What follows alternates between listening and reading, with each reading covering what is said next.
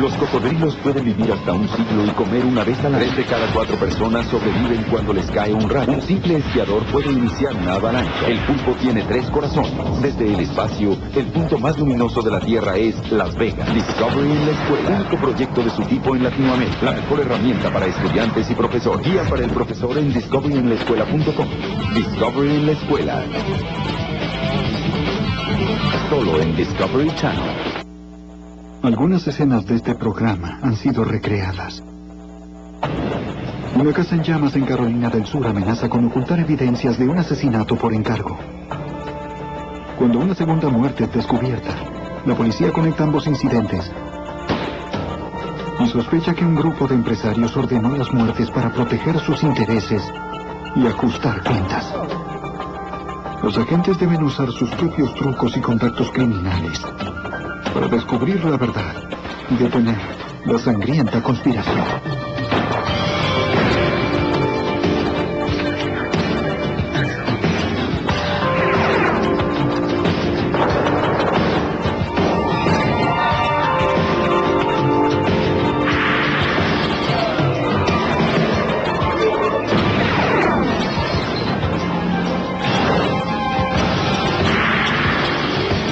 Los archivos del FBI. Los asesinatos por encargo son muy complejos. Se debe hallar al autor material y a quién le pagó por hacerlo. En Carolina del Sur, una muerte que se creía accidental no lo fue. Pero era solo el comienzo. Soy Jim Kallstrom, exdirector del FBI en Nueva York. Se halló una historia de avaricia, traición y tratos oscuros. Los lazos familiares a veces pueden ser mortales. Codicia mortal. En este episodio, algunos nombres han sido cambiados. El condado de Florence County, Carolina del Sur, yace en el corazón del estado. Es una zona donde las granjas se encuentran junto a los pantanos. Y los trabajadores pobres viven junto a las familias más ricas. La mayoría de los residentes del pequeño pueblo de Olathe llevan una vida rural tranquila, a 40 kilómetros de la ciudad de Florence. Pero al final de los años 80, un peligro oculto comenzó a alterar esa tranquilidad. En la mañana del 10 de junio de 1987, los voluntarios del Departamento de Bomberos Rurales de Olathe respondieron al incendio de una casa en las afueras del pueblo. Para el momento en que llegaron al lugar, la casa estaba completamente en llamas.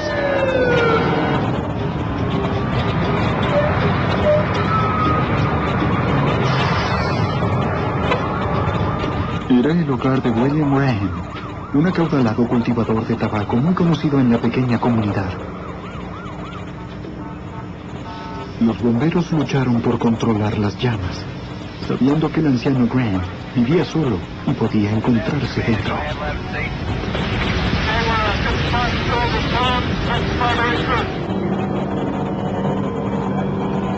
Tras 90 minutos, finalmente extinguieron las llamas.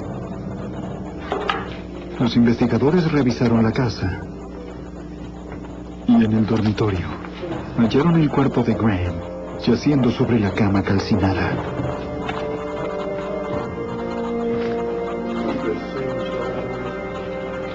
Luego de que el cuerpo fue retirado, los investigadores de incendios buscaron la causa del fuego.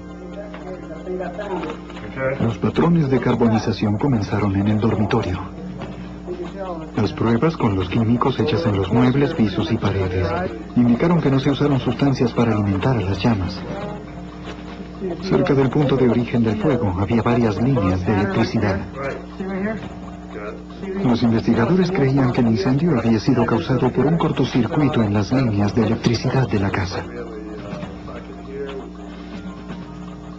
Catalogaron el incendio de accidental.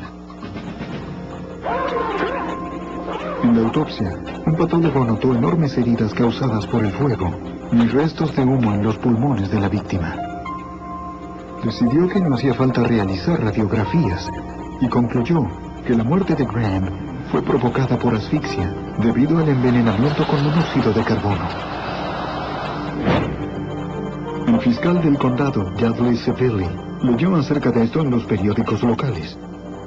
A pesar de que la autopsia no indicaba nada raro, y a pesar de que no había evidencias de que hubiese habido premeditación, hubo rumores en toda la comunidad de Olathe de que la muerte del señor Graham no había sido accidental.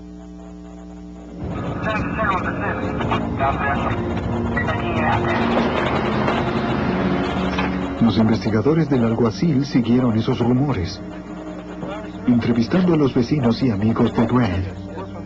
Algunos mencionaron que Graham estaba algo paranoico respecto de un complot para asesinarlo, pero la policía no encontró nada sólido como para iniciar una investigación por asesinato. Tras revisar cada pista, la oficina del alguacil cerró el caso.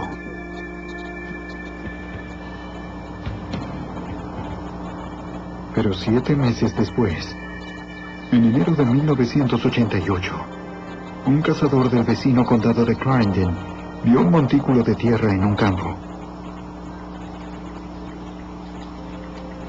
Al revisarlo, hizo un horrible descubrimiento: restos humanos. Llamó a la policía.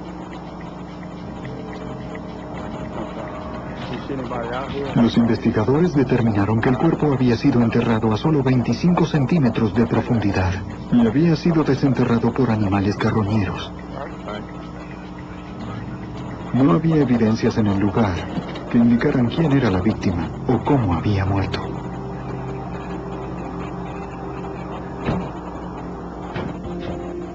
Los patólogos usaron registros dentales para identificar a la víctima como Darnell Rhodes, que había sido reportado desaparecido un mes atrás. Rhodes había recibido un disparo en la espalda, 2 en el rostro y 5 detrás de su oreja izquierda. Fue un brutal asesinato, en especial para esta tranquila comunidad. En ese momento nadie tenía una razón para conectarlo a la muerte del granjero en el feroz incendio ocurrido 7 meses atrás. El departamento del alguacil del condado quería contar con más recursos al tratarse de un caso tan violento. Así que llamaron a la División de Refuerzos de Carolina del Sur, conocidos como SLED.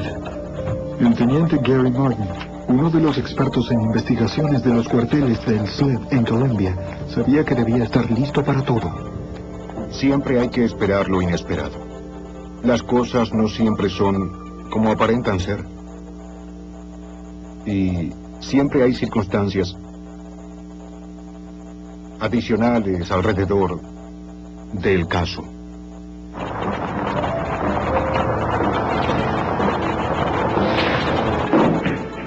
Los agentes del SLED y los detectives locales comenzaron a visitar las zonas que la víctima Darnell Rhodes solía frecuentar. Muchos lo conocían y dijeron que en la época en que desapareció, Rhodes solía ser visto junto a un amigo suyo llamado Charles McGray. Según rumores, Rhodes y McGray trabajaban como matones, cometiendo crímenes para los acaudalados empresarios de la zona. Los investigadores querían saber quiénes eran estos hombres, pero nadie les daba ningún nombre.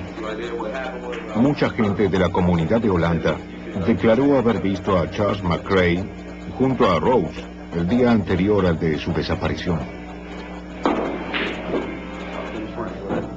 Los investigadores supieron que luego de que Rhodes desapareció, se sospechó que McGray podría haberlo asesinado. Para descubrir la verdad detrás de ese rumor, necesitaban hablar con Charles McGray.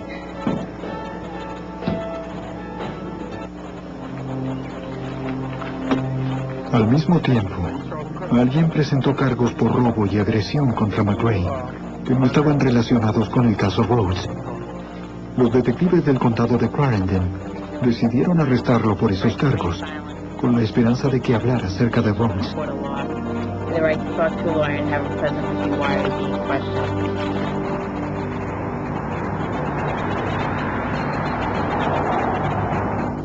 En las oficinas del SLED, Los investigadores le informaron acerca de las declaraciones de los testigos respecto de McRae y el asesinato de Rhodes. El sospechoso dijo que estaría dispuesto a cooperar, solo si podía proteger a 2 miembros de su familia que lo ayudaron, luego de que Rhodes estuvo muerto, de acuerdo al agente James Campbell. Dijo que su sobrino lo había ayudado a deshacerse del cuerpo, que usó el auto de su hermana y que no quería involucrar a su familia ni que se los acusara porque ellos realmente no eran culpables. Cuando acordaron no acusar a los otros, McRae admitió haberle disparado a Rhodes para que se callara. Explicó que Rhodes había estado hablando con algunas personas acerca del asesinato del empresario del tabaco, William Graham. Inicialmente, la respuesta de las fuerzas de la ley fue que no había indicios de que se hubiese tratado de un asesinato, pero él luego les dio ciertos datos que indicaban que sí fue un asesinato, lo cual reabrió toda la investigación. McRae declaró haber sido contratado para asesinar a Graham y luego incendiar su casa. Dijo que ingresó por la fuerza a la casa de Graham durante la noche del 9 de junio de 1987.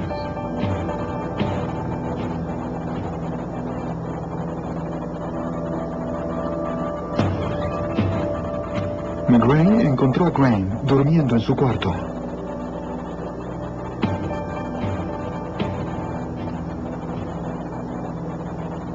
Utilizó un arma de bajo calibre justo detrás de su oreja. Graham robó el arma que Graham tenía para su protección.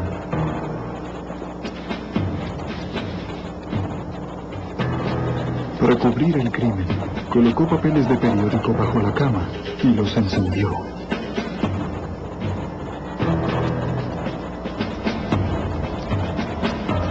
Antes de irse, encendió las luces para que el fuego dentro de la casa no fuera tan obvio a la distancia.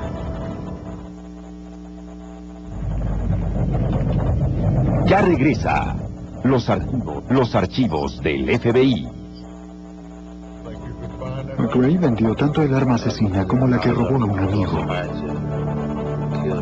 Los agentes le preguntaron quién le pagó por el asesinato. Al principio tuvo miedo de decirlo, pero finalmente confesó. McRae dijo que fueron 2 hombres, Bill Prince y Larry Marshall, ambos socios de Graham. Prince y Marshall lo contrataron a través de un intermediario. Los agentes conocían a Bill Prince y Larry Marshall, 2 prominentes empresarios locales, ambos millonarios. También sabían que si querían llevarlos a un tribunal local, necesitarían algo más que la palabra de McRae para probar su conspiración mortal. Y les preocupaba que Prince y Marshall pudieran amenazar a McRae y lo hicieran cambiar su historia. El 18 de abril de 1988, 10 meses después de la muerte de William Graham, los agentes obtuvieron una orden para exhumar el cuerpo del empresario del tabaco. Los investigadores buscaban evidencia que hubiesen pasado por alto la primera vez y que indicara que Graham había recibido un disparo. Las radiografías tomadas durante la segunda autopsia revelaron proyectiles de calibre 32 en el cráneo de Graham y un pequeño orificio de entrada detrás de su oreja izquierda. Un patólogo extrajo los proyectiles para que pudieran ser comparados con el arma asesina. Los agentes del SLED recuperaron el arma que McRae le vendió a un amigo. Los expertos de balística notaron similitudes entre las marcas del proyectil y las del cañón del arma. Determinaron que esa arma podría haber disparado las balas que mataron a Graham. Una evidencia más que implicaba a Charles McRae. Pero los investigadores también necesitaban evidencia contra los hombres que él alegaba lo habían contratado. Los antiguos socios de Graham, Larry Marshall y Bill Prince. La relación de Prince con la víctima iba más allá de los negocios. Graham había sido como un padre para él. Bill Prince había sido criado por William Graham desde la adolescencia. se volvieron socios y a causa de esto adquirieron una póliza de seguros de alrededor de $500,000 cada uno de ellos. El fiscal Salivi trabajó con los agentes del SLED respecto al móvil del seguro. Los investigadores supieron que Bill Prince obtuvo $500,000 con la muerte de William Graham. Prince también intentó controlar los procedimientos del funeral. Hablamos con la funeraria que llevó a cabo el entierro del señor Graham y descubrimos que el señor Prince se había ofrecido a pagar el funeral si el cuerpo era cremado, lo cual obviamente habría destruido la evidencia de los proyectiles que estaban en el cadáver. Las autoridades no intentaron ocultar su investigación sobre Bill Prince y Larry Marshall y descubrieron que ambos habían perdido $400,000 en un pleito legal con Graham recientemente. Y 2 semanas antes de que muriera, Graham había iniciado una segunda demanda contra ellos por motivos exclusivamente financieros. Sin embargo, solo había evidencias circunstanciales contra los 2 millonarios que no se sentían intimidados por la ley. Luego, el mayor temor de los investigadores se volvió realidad. El único testigo que tenían se retractó. McRae empezó a cambiar su historia y se negó a cooperar, así que no teníamos nada para sostener lo que decía acerca de los demás. Quizás alguien había convencido a McRae de que no cooperara.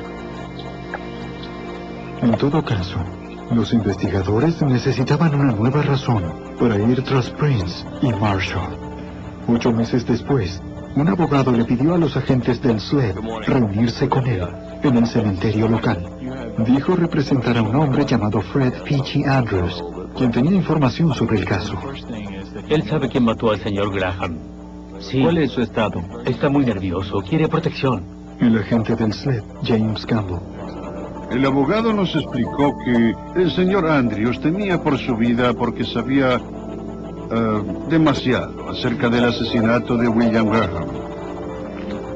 El abogado dijo que Andrews quería hablar en secreto con las autoridades, de modo que arreglaron una reunión.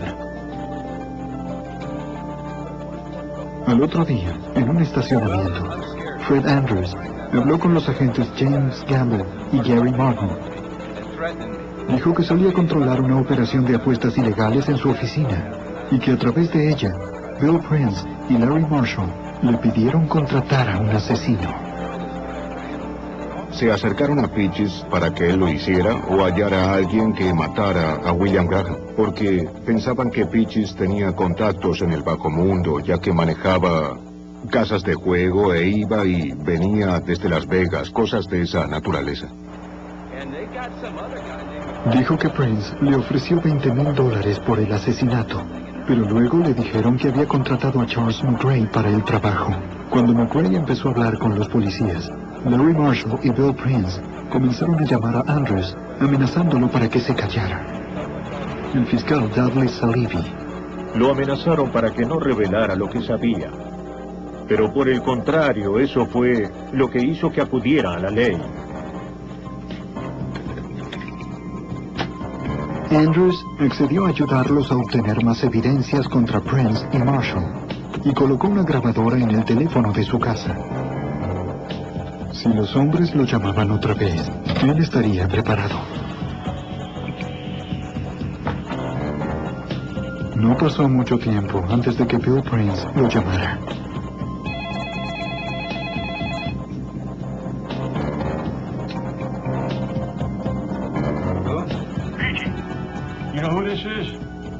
Una vez más, Prince hizo renacer la investigación de Graham.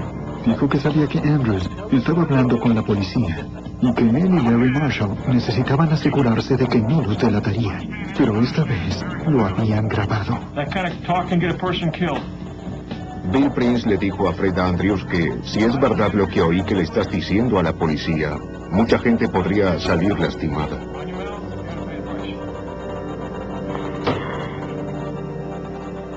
Para mí eso implicaba que, por su seguridad, no debía cooperar con la ley.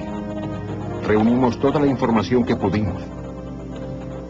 Fuimos a los tribunales del condado de Florence, presentamos el caso y fueron acusados de ordenar la muerte de William Graham. Los investigadores obtuvieron órdenes de arresto para los dos empresarios. El 6 de abril de 1989, los oficiales y agentes arrestaron a Bill Prince a la salida de sus oficinas. Se lo acusó de incitación al asesinato y conspiración anterior a la muerte misma.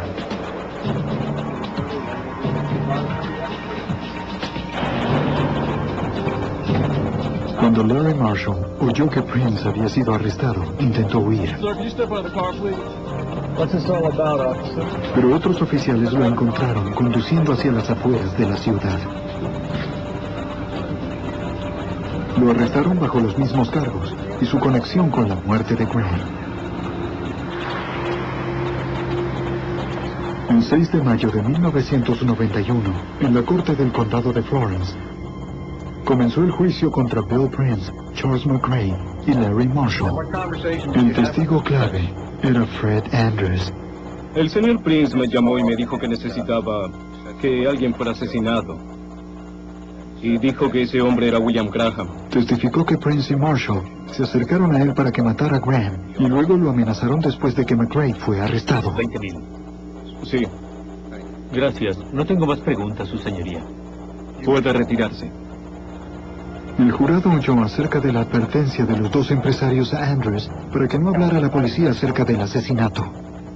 No tengo más testigos por ahora, señoría. De acuerdo. El 14 de mayo de 1991, el jurado local declaró culpables a Bill Prince y Larry Marshall de complicidad e incitación al asesinato. También hallaron a Prince culpable de conspiración para el asesinato, pero esto no duraría mucho. El jurado declaró a Charles McRae culpable de robo y conspiración, pero luego, sorprendentemente, lo absolvieron de los cargos de asesinato y encubrimiento. Los abogados de los millonarios declararon una aparente contradicción legal. Adujeron que como McRae había sido absuelto por el asesinato de Graham, sus clientes tenían derecho a un nuevo juicio. El juez estuvo de acuerdo, cambiando el veredicto del jurado y liberando a Prince y Marshall con una fianza de $100,000. La oficina del procurador del condado de Florence apeló ante la Corte Suprema del Estado, pidiendo que la sentencia de culpabilidad se mantuviera. Luego de 2 frustrantes años de demoras, la Corte Suprema de Carolina del Sur llegó a una decisión en diciembre de 1993. La Corte le dio a Larry Marshall la posibilidad de un nuevo juicio por separado, alegando que la evidencia en su contra era insuficiente respecto de sus intenciones de matar a Graham. La Fiscalía decidió no iniciar un nuevo juicio. Había más evidencias que mostraban a Bill Prince como el que activamente había contratado a alguien para asesinar a Graham. Para la Corte Suprema, Prince ordenó el asesinato. Legalmente no importaba quién lo había llevado a cabo. Finalmente, la Suprema Corte de Carolina del Sur mantuvo la sentencia por conspiración e incitación al asesinato contra el señor Prince, cargos que tienen sentencias de por vida. La fianza de Prince fue revocada el 29 de agosto de 1994. Un equipo de investigadores fue a su casa a detenerlo.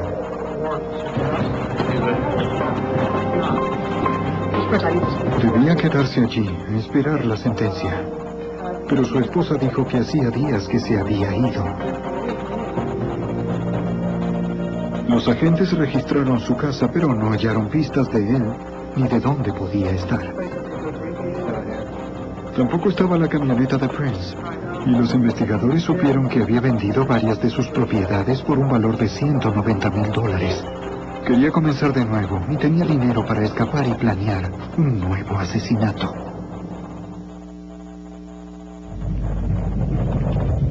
Ya regresa los archivos del FBI. Días después, la Policía Estatal de Carolina del Sur respondió a una llamada acerca de un vehículo abandonado. Cuando investigó la matrícula, supo que el dueño era un fugitivo, Bill Prince. Estaba en un bosque cerca del lago Santee, en Carolina del Sur, camino a Georgia. Dos carreteras interestatales, la 95 y la 26, pasan por la zona y son vías de escape ideales en cualquier dirección. Creyendo que Prince había salido del estado, las autoridades se contactaron con la oficina del FBI en Columbia, Carolina del Sur.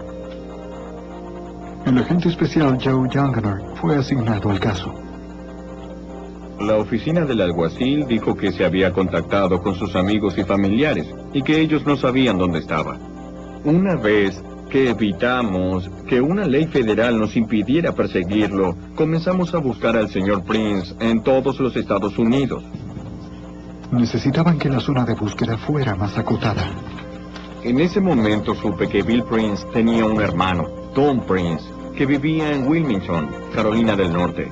Era un empresario de seguros y se había hecho cargo de algunos de los negocios de Bill Prince. Creían que también podría estar ayudando a su hermano a esconderse. Decidimos no entrevistar a Tom Prince porque pensamos que no cooperaría con nosotros. En cambio, los agentes en Wilmington hallaron a varios informantes en su vecindario dispuestos a cooperar. Cuando supieron que John estaba en su trabajo, se entrevistaron con los vecinos y les informaron que estaban realizando una investigación federal que requería discreción. Varios recordaron haber visto a Bill Prince con Dan y decidieron ayudar. Conocían los movimientos de Don Prince, dónde iba a trabajar, dónde vivía, así que comenzaron a vigilarlo y enviar los informes al FBI en Wilmington. En los pocos días, el plan funcionó.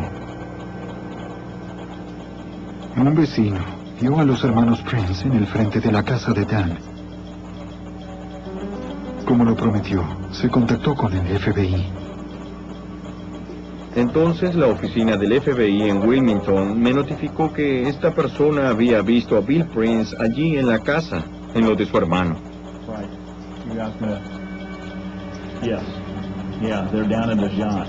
Para cuando el FBI recibió la información, ya se había ido.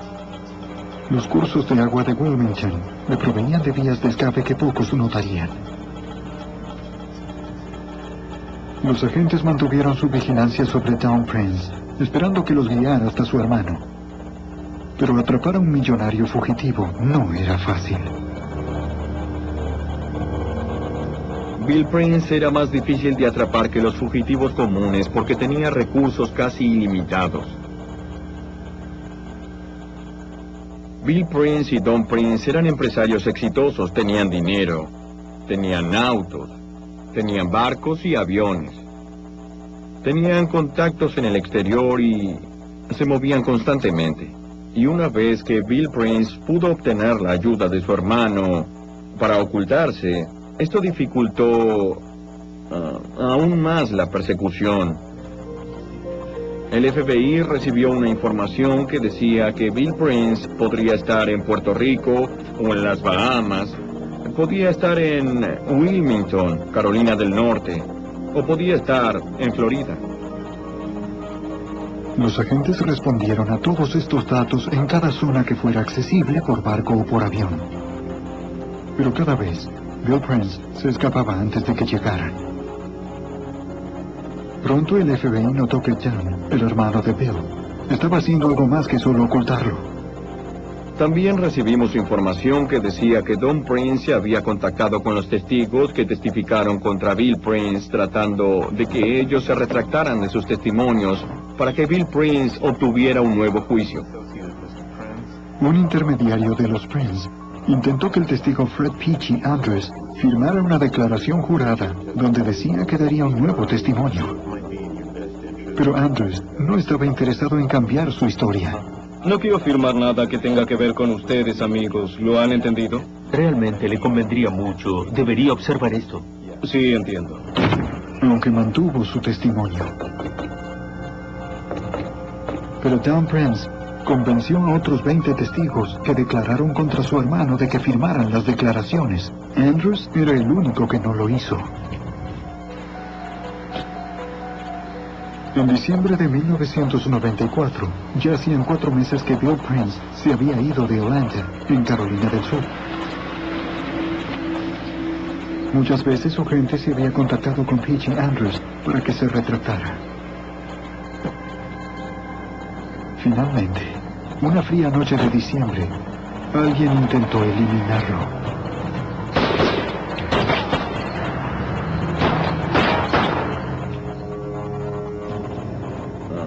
Suponíamos que esta era una consecuencia de su testimonio en contra de Bill Prince. Sin embargo, nadie fue capturado, no se hizo ningún arresto. Tras el ataque a Andrews, Larry Marshall acudió al FBI en busca de protección, temiendo que Prince lo matara. Los agentes debían hallar al fugitivo antes de que lastimara a alguien más de la comunidad. El FBI halló a un informante cercano a Prince que temía ser visto hablando con la policía. Así que le dieron un número telefónico de la oficina en la que había una máquina contestadora y le pidieron que dejara allí grabado cualquier dato que tuviera. En agosto de 1995, el informante llamó. Hey, tengo un número que le servirá. Es de un localizador. 423-555-2769. La dirección en la que estaba registrado el localizador era un cuarto del hotel en Knoxville, Tennessee. La oficina del FBI en Knoxville envió un equipo de vigilancia al hotel. Se ubicaron frente al cuarto. Allí aguardaron. Tras varias horas, vieron a un hombre parecido a Prince. Había cambiado su apariencia de Bill Prince que nosotros conocíamos. Llevaba un sombrero de paja. Estaba bronceado, tenía una camisa informal, pero los agentes se dieron cuenta de que era el fugitivo, Bill Prince. Primero dijo que él no era Bill Prince, pero luego de conversar con él un rato, aceptó que esa era su identidad y entonces lo arrestaron. Luego de escapar durante un año, Bill Prince finalmente fue a prisión. Pero incluso desde allí, sus violentas órdenes no se detuvieron. Luego de que Bill Prince, el millonario de 52 años, fuera capturado, fue sentenciado a cadena perpetua por ordenar un asesinato y enviado a un instituto correccional de Lee en Bishopville, Carolina del Sur. Bill Prince no tendrá posibilidad de salir en libertad condicional hasta que cumpla los 72 años. Su hermano Dan lo visitaba a menudo. En esa época los convictos podían tener visitas no vigiladas. Las autoridades no tenían idea de lo que ambos conversaban, ni de lo que planeaban. Solo sabían que Bill Prince quería salir y que sus intentos por obtener un nuevo juicio habían fallado. Prince no estaba dispuesto a darse por vencido. A 2 meses de su sentencia, comenzó a hablar con un convicto amigo acerca de una venganza y un asesinato. El convicto le dijo que podía organizar asesinatos por encargo a través de sus contactos afuera. Prince quería asesinar a 5 personas. Fred Andrews, el principal testigo en su contra. Larry Marshall, su antiguo socio y cómplice. El agente James Campbell que ayudó a encerrarlo. Un anciano de quien era beneficiario de su póliza de seguro de vida. Y hasta su propio hijo, que creía que estaba conspirando con Marshall para quedarse con su fortuna.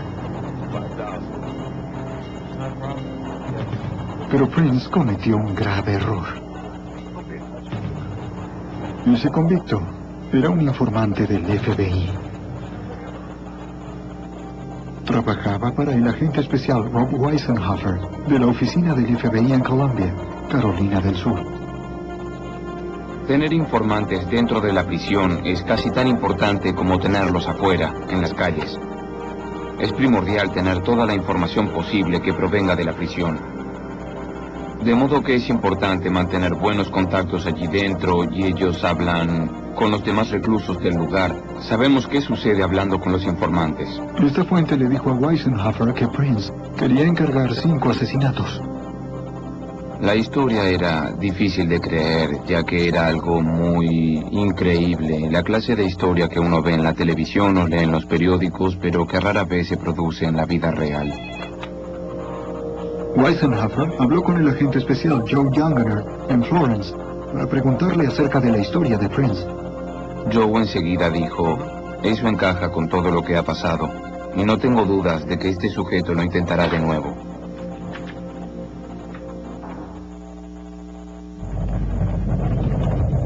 Ya regresa los archivos del FBI. El informante debía someterse a una cirugía en la rodilla, de modo que la gente se reunió con él en la privacidad de la enfermería. Weisenhofer no estaba sorprendido de oír que Bill Prince contaba con la ayuda de su hermano para contratar a los asesinos. Bill Prince estaba dispuesto a contratar a un asesino, y el pago se haría a través de su hermano, Don Prince. El informante dijo que los hermanos querían comenzar matando a Andrews primero. Le pedimos al informante que le siguiera el juego a Bill Prince, ya que necesitábamos corroborar lo que nos decía. Nos preocupaba que Bill Prince buscara un asesino a sueldo. No quisimos que lo lograra antes de interceptarlo. Así que decidimos que lo conseguiría a través de nosotros. El informante orquestaría el asesinato de Andrews. Luego arreglaría un encuentro entre el falso asesino y Don Prince, donde se pudiera completar el pago y planear los demás asesinatos. Los agentes del SLED y del FBI se prepararon para el engaño. Bill Prince era tan peligroso entre rejas como fuera de ellas, ya que estaba Don Prince afuera, dispuesto a hacer lo que fuera para ayudar a su hermano. Los investigadores necesitaban detenerlos a ambos, obteniendo evidencias claras de una conspiración asesina, de acuerdo con el agente del SLED, Billy Chastain. Bill y Don Prince no eran solo hermanos, eran verdaderos socios en el crimen. Necesitábamos construir un caso no solo contra Bill Prince, sino contra su hermano, que estaba libre y que nunca antes había sido encarcelado por ningún delito grave. Y sentíamos que debíamos relacionarlos en una conspiración para que esto funcione. El informante se encontró con Prince y le dijo que ya tenía al hombre que haría el trabajo. Dijo que el asesino era un miembro de una pandilla de motociclistas y que por $5,000 asesinaría a Peachy Andrews, y Bill Prince aceptó el dinero. El informante dijo que solo necesitaba saber dónde vivía Andrews.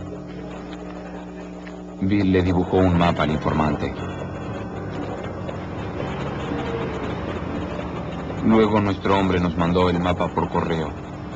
Cuando lo revisamos era real. El mapa llevó a los agentes directamente a la casa de Fred Andrews.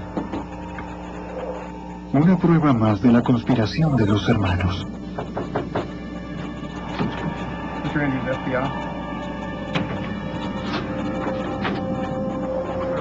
Los agentes visitaron a Andrews y le contaron acerca del contrato para matarlo.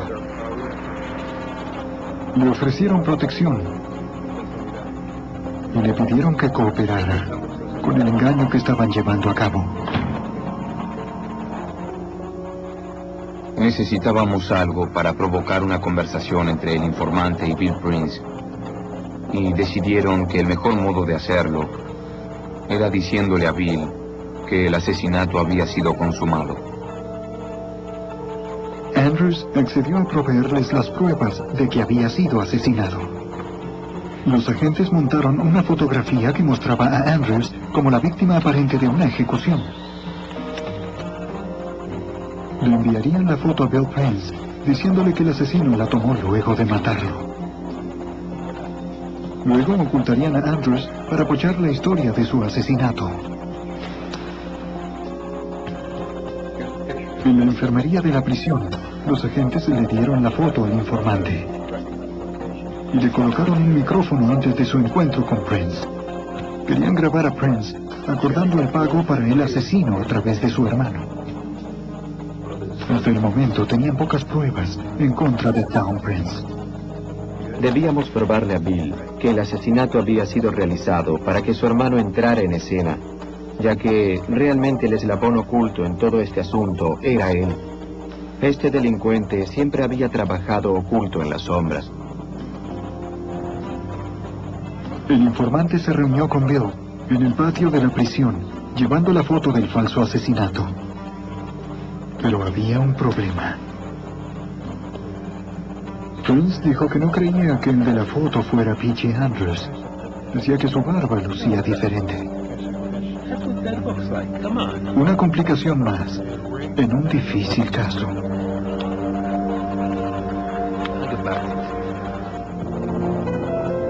El agente especial Rob Weisenhofer debía convencer a Prince y grabarlo. Bill Prince hizo varias preguntas. Una fue qué tipo de anillo usaba P.J. Andrews y qué decía la matrícula de su auto. Los agentes le dieron al informante los detalles que necesitaba y lo enviaron a encontrarse con Prince otra vez. El informante le dijo a Prince que había hablado con el asesino por teléfono. Le dio la información requerida acerca del anillo y la matrícula.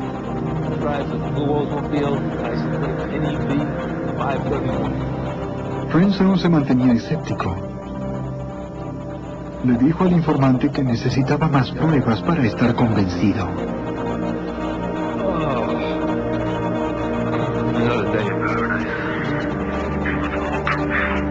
Frustrado, el agente especial Joe Younger decidió agregar un ingrediente más a la investigación, haciendo circular un rumor que podría ayudar. Joe Younger mencionó a un reportero de Florence que debía echar un vistazo en el estacionamiento de vehículos secuestrados de la policía de Florence. Cuando el reportero fue a investigar, notó que el auto de P.J. Andrews estaba allí. El señor Andrews era un personaje conocido en la ciudad, y su auto también era famoso en todo Florence. Así que cuando el reportero vio su auto, comenzó a atar cabos y se dio cuenta de que P.J. Andrews, quien había sido un importante testigo, desapareció. Gracias a varias entrevistas, el reportero supo que Fred Andrews no había sido visto desde hacía más de una semana. Y la gente empezaba a pensar que algo le había ocurrido.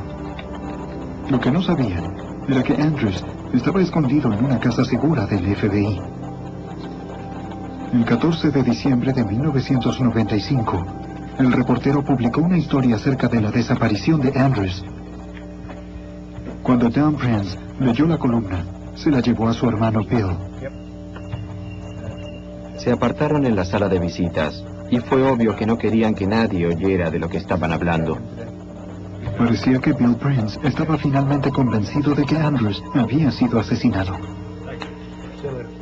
Ahora podría arreglar el pago con el informante dentro de la prisión que sería grabado por el FBI.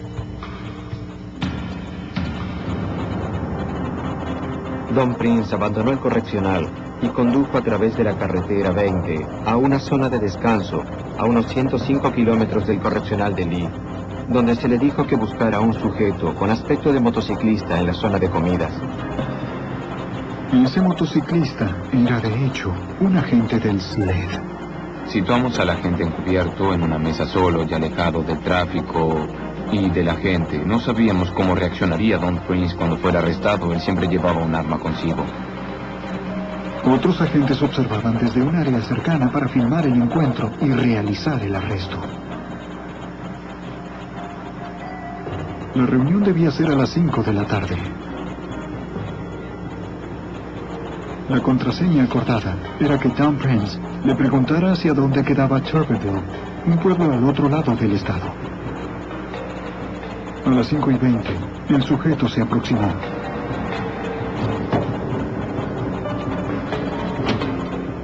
Don Prince caminó hacia el lugar y le preguntó dónde quedaba Turbeville.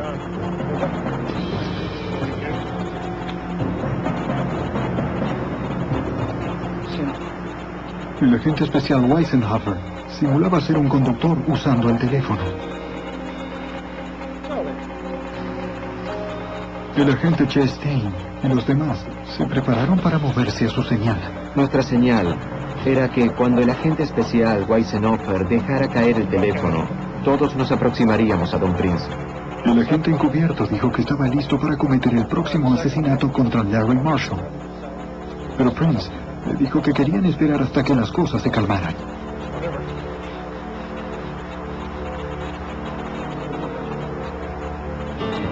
El agente especial Weisenhofer dejó caer el teléfono y se enfrentó a Prince.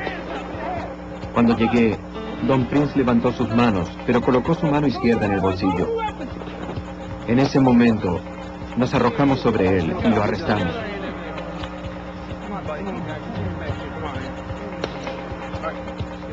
Luego de que arrestamos a Don Prince y le colocamos las esposas, lo levantamos y mientras hacíamos esto, él dijo lo que uno hace por un hermano. Y en ese momento me di cuenta por qué había hecho todo esto. Los agentes tomaron el arma que Dan llevaba en su auto. Su hermano Bill esperaba escuchar que el pago se había realizado. Pero en cambio, pronto sabría que Dan había sido arrestado y que sus días contratando asesinos a sueldo habían terminado. Los hermanos Prince son los sujetos más unidos con los que he tenido que lidiar. Bill y Don Prince son para nosotros asesinos a sangre fría y, obviamente, también lo son para el jurado. Bill Prince, que ya estaba cumpliendo una condena de por vida, fue condenado por conspiración, por cometer un asesinato y sentenciado a otros 22 años. Su hermano Dan fue sentenciado a 17 años y medio por su papel en el complot para cometer los asesinatos. Fue un gran esfuerzo conjunto entre el SLED y el FBI y pudimos salvar vidas con esto. Es gratificante al final del día saber que probablemente alguien habría muerto si uno no hubiese estado allí. Bill Prince fue trasladado a aislamiento administrativo. No habría más visitas privadas, ni más complots asesinos.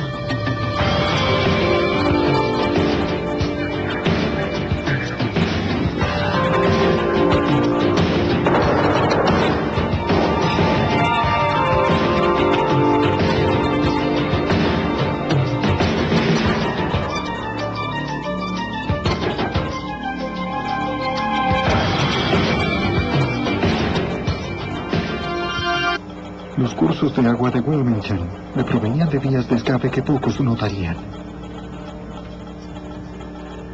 Los agentes mantuvieron su vigilancia sobre Don Prince, esperando que los guiara hasta su hermano. Pero atrapar a un millonario fugitivo no era fácil. Bill Prince era más difícil de atrapar que los fugitivos comunes porque tenía recursos casi ilimitados.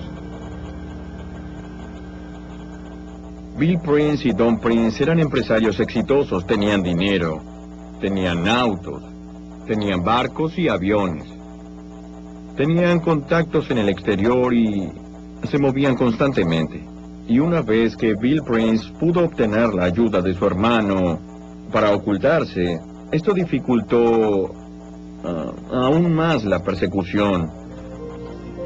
El FBI recibió una información que decía que Bill Prince podría estar en Puerto Rico o en las Bahamas, podía estar en Wilmington, Carolina del Norte, o podía estar en Florida.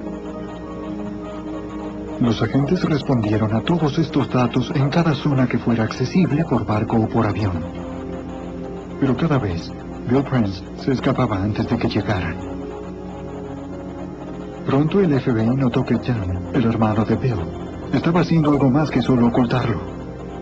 También recibimos información que decía que Don Prince se había contactado con los testigos que testificaron contra Bill Prince tratando de que ellos se retractaran de sus testimonios para que Bill Prince obtuviera un nuevo juicio. Un intermediario de los Prince intentó que el testigo Fred Peachy Andrews firmara una declaración jurada donde decía que daría un nuevo testimonio. Pero Andrews no estaba interesado en cambiar su historia. No quiero firmar nada que tenga que ver con ustedes, amigos. ¿Lo han entendido? Realmente le convendría mucho. Debería observar esto. Sí, entiendo. aunque mantuvo su testimonio. Pero Don Prince convenció a otros 20 testigos que declararon contra su hermano de que firmaran las declaraciones. Andrews era el único que no lo hizo. En diciembre de 1994, ya hacían 4 meses que Bill Prince se había ido de Atlanta, en Carolina del Sur. Muchas veces su gente se había contactado con Peachy Andrews para que se retractara.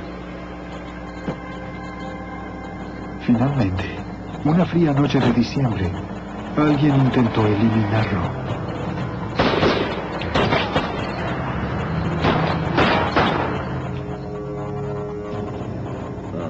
Suponíamos que esta era una consecuencia de su testimonio. Libertad condicional, hasta que cumpla los 72 años.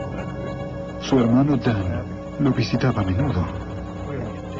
En esa época los convictos podían tener visitas no vigiladas. Las autoridades no tenían idea de lo que ambos conversaban, ni de lo que planeaban. Solo sabían que Bill Prince quería salir, y que sus intentos por obtener un nuevo juicio habían fallado. Prince no estaba dispuesto a darse por vencido. A 2 meses de su sentencia, comenzó a hablar con un convicto amigo acerca de una venganza y un asesinato. El convicto le dijo que podía organizar asesinatos por encargo a través de sus contactos afuera. Prince quería asesinar a 5 personas. Fred Andrews, el principal testigo en su contra. Larry Marshall, su antiguo socio y cómplice.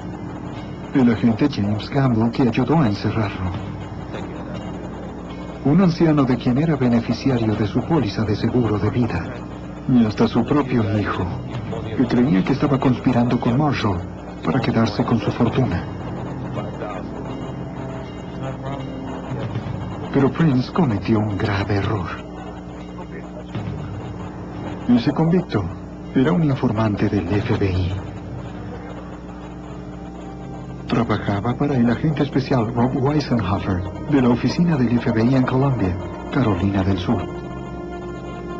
Tener informantes dentro de la prisión es casi tan importante como tenerlos afuera, en las calles. Es primordial tener toda la información posible que provenga de la prisión. De modo que es importante mantener buenos contactos allí dentro y ellos hablan con los demás reclusos del lugar. Sabemos qué sucede hablando con los informantes. Esta fuente le dijo a Weisenhofer que Prince quería encargar 5 asesinatos. La historia era difícil de creer, ya que era algo muy increíble. La clase de historia que uno ve en la televisión o lee en los periódicos, pero que rara vez se produce en la vida real. Weisenhofer habló con el agente especial Joe Younger en Florence para preguntarle acerca de la historia de Prince. Joe enseguida dijo, eso encaja con todo lo que ha pasado, y no tengo dudas de que este sujeto lo intentará de nuevo.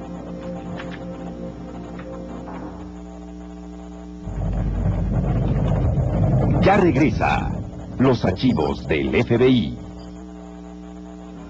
El informante debía someterse a una cirugía en la rodilla, de modo que la gente se reunió con él en la privacidad de la enfermería. Weisenhofer no estaba sorprendido de oír que Bill Prince contaba con la ayuda de su hermano para contratar a los asesinos y un pequeño orificio de entrada detrás de su oreja izquierda. Un patólogo extrajo los proyectiles para que pudieran ser comparados con el arma asesina. Los agentes del SLED recuperaron el arma que McRae le vendió a un amigo. Los expertos de balística notaron similitudes entre las marcas del proyectil y las del cañón del arma. Determinaron que esa arma podría haber disparado las balas que mataron a Graham. Una evidencia más que implicaba a Charles McRae. Pero los investigadores también necesitaban evidencia contra los hombres que él alegaba lo habían contratado. Los antiguos socios de Graham, Larry Marshall y Bill Prince. La relación de Prince con la víctima iba más allá de los negocios. Graham había sido como un padre para él. Bill Prince había sido criado por William Graham desde la adolescencia. Se volvieron socios y A causa de esto, adquirieron una póliza de seguros de alrededor de $500,000 cada uno de ellos. El fiscal Salivi trabajó con los agentes del SLED respecto al móvil del seguro. Los investigadores supieron que Bill Prince obtuvo $500,000 con la muerte de William Graham. Prince también intentó controlar los procedimientos del funeral. Hablamos con la funeraria que llevó a cabo el entierro del señor Graham y descubrimos que el señor Prince se había ofrecido a pagar el funeral si el cuerpo era cremado, lo cual obviamente habría destruido la evidencia de los proyectiles que estaban en el cadáver. Las autoridades no intentaron ocultar su investigación sobre Bill Prince y Larry Marshall, y descubrieron que ambos habían perdido $400,000 en un pleito legal con Graham recientemente. Y 2 semanas antes de que muriera, Graham había iniciado una segunda demanda contra ellos por motivos exclusivamente financieros. Sin embargo, solo había evidencias circunstanciales contra los 2 millonarios que no se sentían intimidados por la ley. Luego, el mayor temor de los investigadores se volvió realidad. El único testigo que tenían se retractó. McRae empezó a cambiar su historia y se negó a cooperar, así que no teníamos nada para sostener lo que decía acerca de los demás. Quizás alguien había convencido a McRae de que no cooperara. En todo caso, los investigadores necesitaban una nueva razón para ir tras Prince y Marshall. 8 meses después, un abogado le pidió a los agentes... Realmente no eran culpables. Cuando acordaron no acusar a los otros, McRae admitió haberle disparado a Rhodes para que se callara. Explicó que Rhodes había estado hablando con algunas personas acerca del asesinato del empresario del tabaco, William Graham.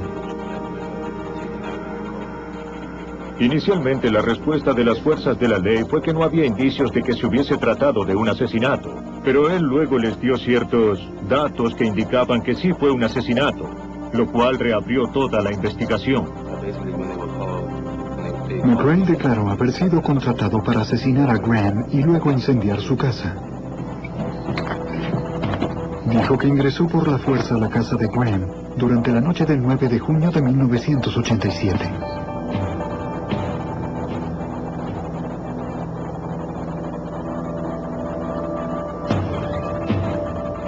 McRae encontró a Graham durmiendo en su cuarto.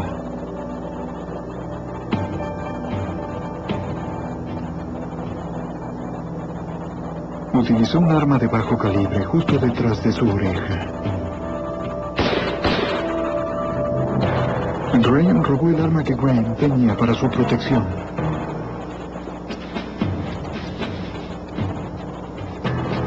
Para cubrir el crimen, colocó papeles de periódico bajo la cama y los encendió.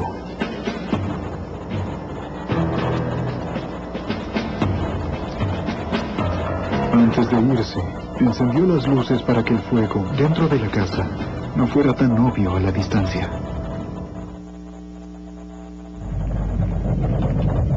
Ya regresa los archivos del FBI. McRae vendió tanto el arma asesina como la que robó a un amigo. Los agentes le preguntaron quién le pagó por el asesinato. Al principio tuvo miedo de decirlo, pero finalmente confesó. McRae dijo que fueron 2 hombres, Bill Prince y Larry Marshall, ambos socios de Graham. Prince y Marshall lo contrataron a través de un intermediario. Los agentes conocían a Bill Prince y Larry Marshall, 2 prominentes empresarios locales, ambos millonarios. También sabían que si querían llevarlos a un tribunal local, necesitarían algo más que la palabra de McRae para probar su conspiración mortal. Y les preocupaba que Prince y Marshall pudieran amenazar a McRae y lo hicieran cambiar su historia. El 18 de abril de 1981, le dijo al informante que necesitaba más pruebas para estar convencido.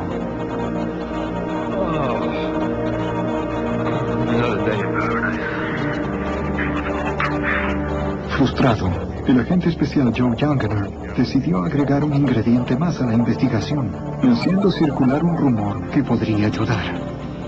Joe Younger mencionó a un reportero de Florence que debía echar un vistazo en el estacionamiento de vehículos secuestrados de la policía de Florence.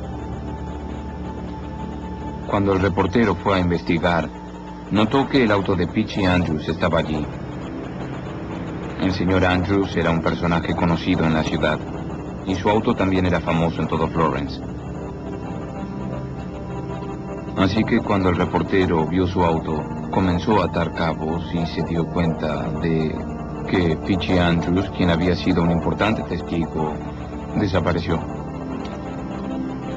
Gracias a varias entrevistas, el reportero supo que Fred Andrews no había sido visto desde hacía más de una semana. Y la gente empezaba a pensar que algo le había ocurrido. Lo que no sabían era que Andrews estaba escondido en una casa segura del FBI. El 14 de diciembre de 1995, el reportero publicó una historia acerca de la desaparición de Andrews. Cuando Don Prince leyó la columna, se la llevó a su hermano Bill. Se apartaron en la sala de visitas, y fue obvio que no querían que nadie oyera de lo que estaban hablando. Parecía que Bill Prince estaba finalmente convencido de que Andrews había sido asesinado. Ahora podría arreglar el pago con el informante dentro de la prisión que sería grabado por el FBI.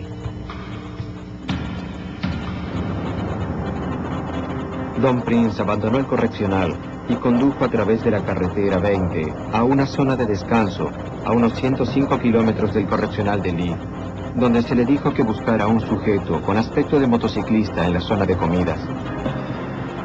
Ese motociclista era, de hecho, un agente del SLED. Situamos al agente encubierto en una mesa solo y alejado del tráfico y de la gente. No sabíamos cómo reaccionaría Don Prince cuando fuera arrestado. Él siempre llevaba un arma consigo. Otros agentes observaban desde un área cercana para filmar el encuentro y realizar el arresto. La reunión debía ser a las 5 de la tarde. La contraseña acordada era que Don Prince le preguntara hacia dónde quedaba Turbeville, un pueblo al otro lado del estado. A las 5:20, el sujeto se aproximó. El fiscal del condado, Yardley Sevilly, leyó acerca de esto en los periódicos locales.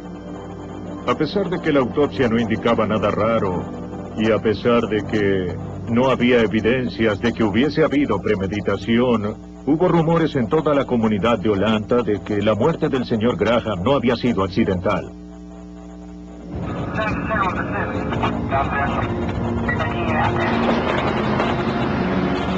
Los investigadores del alguacil siguieron esos rumores, entrevistando a los vecinos y amigos de Grant. Algunos mencionaron que Grant estaba algo paranoico respecto de un complot para asesinarlo, pero la policía no encontró nada sólido como para iniciar una investigación por asesinato. Tras revisar cada pista, la oficina del alguacil cerró el caso.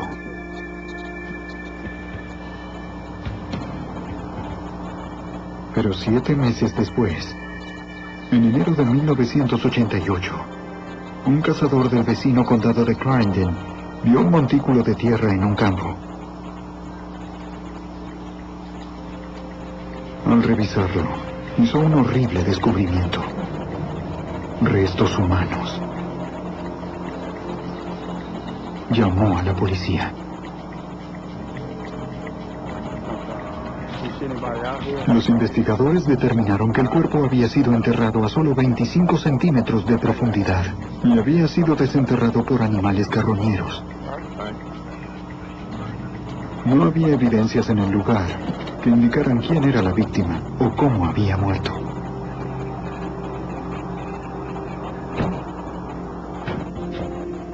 Los patólogos usaron registros dentales para identificar a la víctima como Darnell Rhodes, que había sido reportado desaparecido un mes atrás. Rhodes había recibido un disparo en la espalda, 2 en el rostro y 5 detrás de su oreja izquierda. Fue un brutal asesinato, en especial para esta tranquila comunidad. En ese momento nadie tenía una razón para conectarlo a la muerte del granjero en el feroz incendio ocurrido 7 meses atrás. El departamento del alguacil del condado quería contar con más recursos al tratarse de un caso tan violento. Así que llamaron a la División de Refuerzos de Carolina del Sur, conocidos como SLED. El teniente Gary Martin, uno de los expertos en investigaciones de los cuarteles del SLED en Colombia, sabía que debía estar listo para todo. Siempre hay que esperar lo inesperado. Las cosas no siempre son como aparentan ser.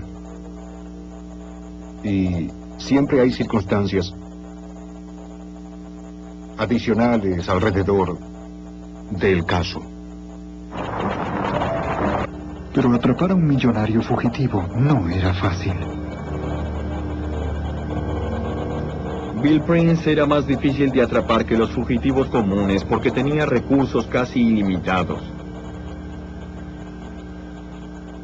Bill Prince y Don Prince eran empresarios exitosos, tenían dinero, tenían autos, tenían barcos y aviones. Tenían contactos en el exterior y se movían constantemente. Y una vez que Bill Prince pudo obtener la ayuda de su hermano para ocultarse, esto dificultó aún más la persecución. El FBI recibió una información que decía que Bill Prince podría estar en Puerto Rico o en las Bahamas, podía estar en Wilmington, Carolina del Norte, o podía estar en Florida. Los agentes respondieron a todos estos datos en cada zona que fuera accesible por barco o por avión. Pero cada vez, Bill Prince se escapaba antes de que llegaran. Pronto el FBI notó que John, el hermano de Bill, estaba haciendo algo más que solo ocultarlo.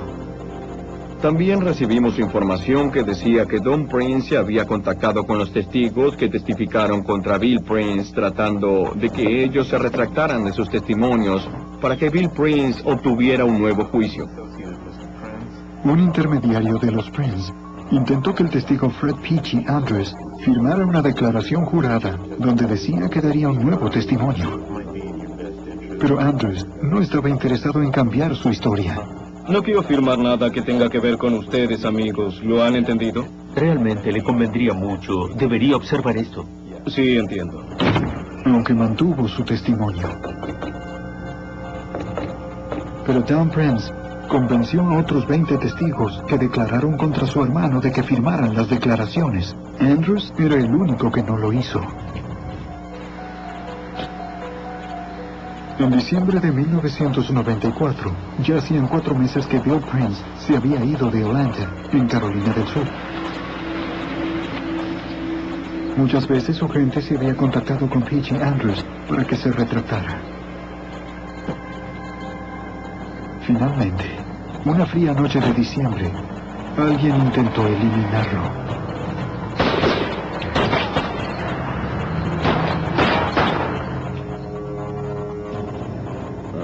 Suponíamos que esta era una consecuencia de su testimonio en contra de Bill Prince. Sin embargo, nadie fue capturado, no se hizo ningún arresto. Tras el ataque a Andrews, Larry Marshall acudió al FBI en busca de protección, temiendo. Los agentes visitaron a Andrews y le contaron acerca del contrato para matarlo. Le ofrecieron protección y le pidieron que cooperara con el engaño que estaban llevando a cabo.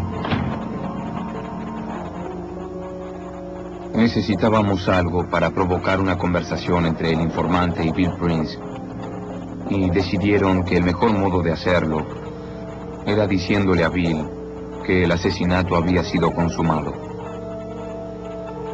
Andrews accedió a proveerles las pruebas de que había sido asesinado. Los agentes montaron una fotografía que mostraba a Andrews como la víctima aparente de una ejecución. Le enviarían la foto a Bill Prince, diciéndole que el asesino la tomó luego de matarlo. Luego ocultarían a Andrews para apoyar la historia de su asesinato. En la enfermería de la prisión, Los agentes le dieron la foto al informante y le colocaron un micrófono antes de su encuentro con Prince. Querían grabar a Prince acordando el pago para el asesino a través de su hermano. Hasta el momento tenían pocas pruebas en contra de Town Prince. Debíamos probarle a Bill que el asesinato había sido realizado para que su hermano entrara en escena, ya que realmente el eslabón oculto en todo este asunto era él. Este delincuente siempre había trabajado oculto en las sombras.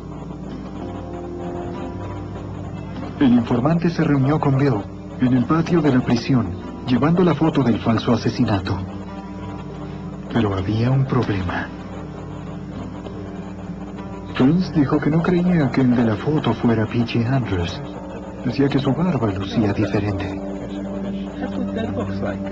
Una complicación más en un difícil caso.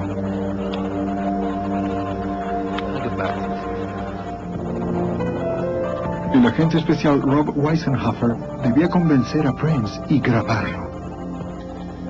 Bill Prince hizo varias preguntas. Una fue qué tipo de anillo usaba Peachy Andrews y qué decía la matrícula de su auto. Los agentes le dieron al informante los detalles que necesitaba y lo enviaron a encontrarse con Prince otra vez. El informante le dijo a Prince que había hablado con el asesino por teléfono. Le dio la información requerida acerca del anillo y la matrícula.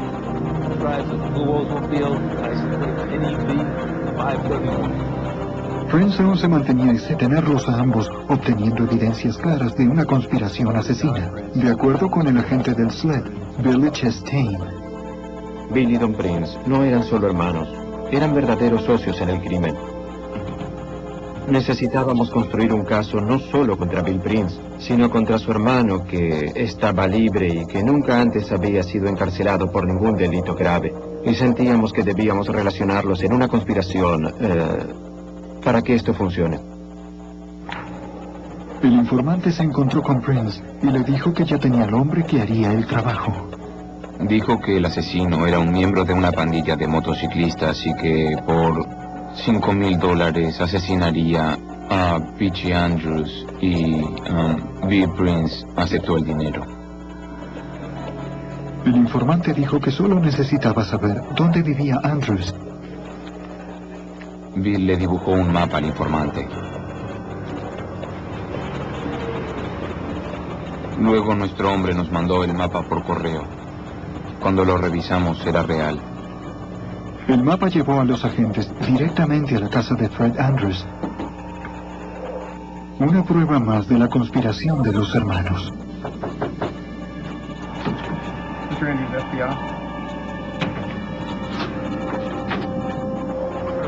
Los agentes visitaron a Andrews y le contaron acerca del contrato para matarlo. Le ofrecieron protección y le pidieron que cooperara con el engaño que estaban llevando a cabo. Necesitábamos algo para provocar una conversación entre el informante y Bill Prince.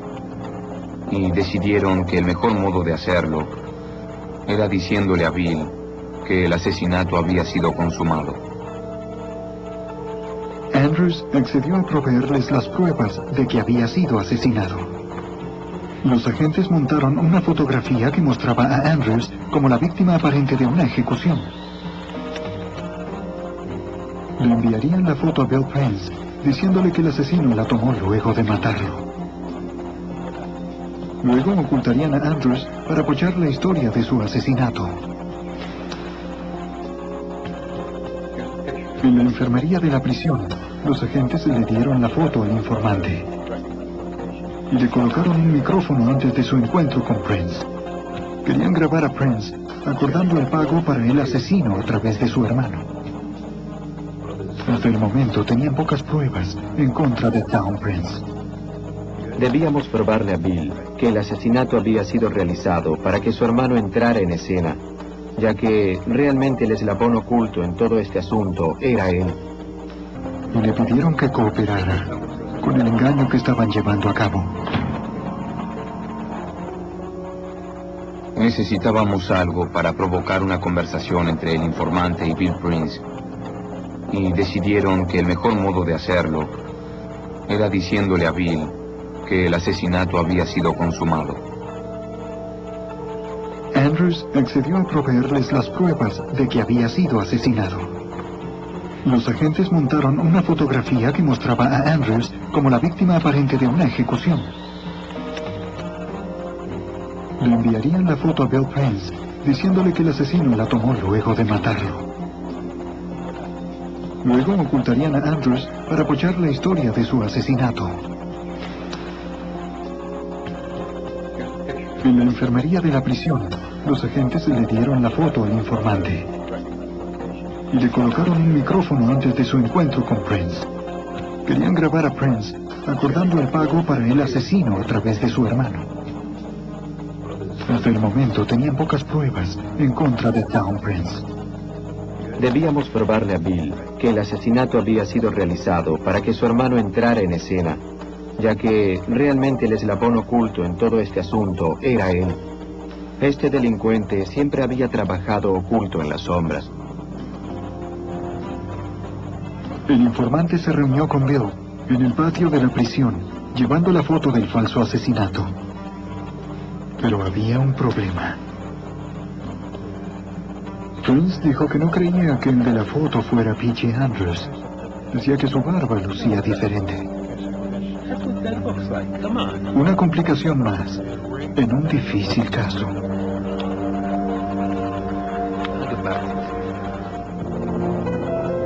El agente especial Rob Weisenhofer debía convencer a Prince y grabarlo. Bill Prince hizo varias preguntas. Una fue qué tipo de anillo usaba P.J. Andrews y qué decía la matrícula de su auto. Los agentes le dieron al informante los detalles que necesitaba y lo enviaron a encontrarse con Prince otra vez. El informante le dijo a Prince que había hablado con el asesino por teléfono. Le dio la información requerida acerca del anillo y la matrícula.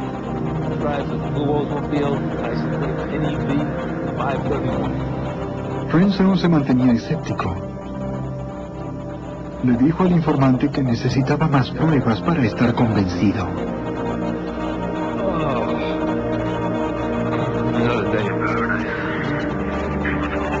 Y a pesar de que no había evidencias de que hubiese habido premeditación, hubo rumores en toda la comunidad de Holanda de que la muerte del señor Graham no había sido accidental.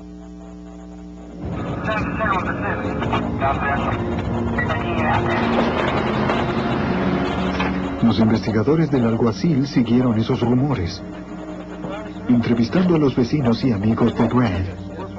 Algunos mencionaron que Grant estaba algo paranoico respecto de un complot para asesinarlo, pero la policía no encontró nada sólido como para iniciar una investigación por asesinato. Tras revisar cada pista, la oficina del alguacil cerró el caso.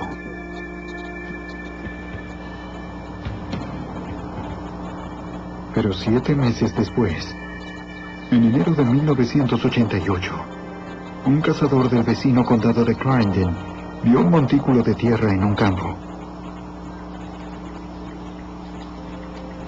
Al revisarlo, hizo un horrible descubrimiento: restos humanos. Llamó a la policía.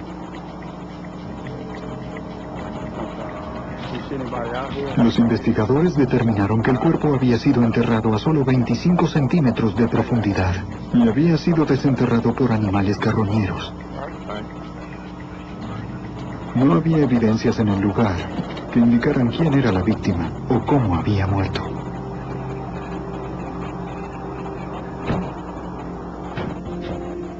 Los patólogos usaron registros dentales para identificar a la víctima como Darnell Rhodes, que había sido reportado desaparecido un mes atrás. Rhodes había recibido un disparo en la espalda, 2 en el rostro y 5 detrás de su oreja izquierda. Fue un brutal asesinato, en especial para esta tranquila comunidad. En ese momento nadie tenía una razón para conectarlo a la muerte del granjero en el feroz incendio ocurrido 7 meses atrás. El departamento del alguacil del condado quería contar con más recursos al tratarse de un caso tan violento. Así que llamaron a la División de Refuerzos de Carolina del Sur, conocidos como SLED. El teniente Gary Martin, uno de los expertos en investigaciones de los cuarteles del SLED en Colombia, sabía que debía estar listo para todo. Siempre hay que esperar lo inesperado. Las cosas no siempre son como aparentan ser. Y siempre hay circunstancias adicionales alrededor del caso.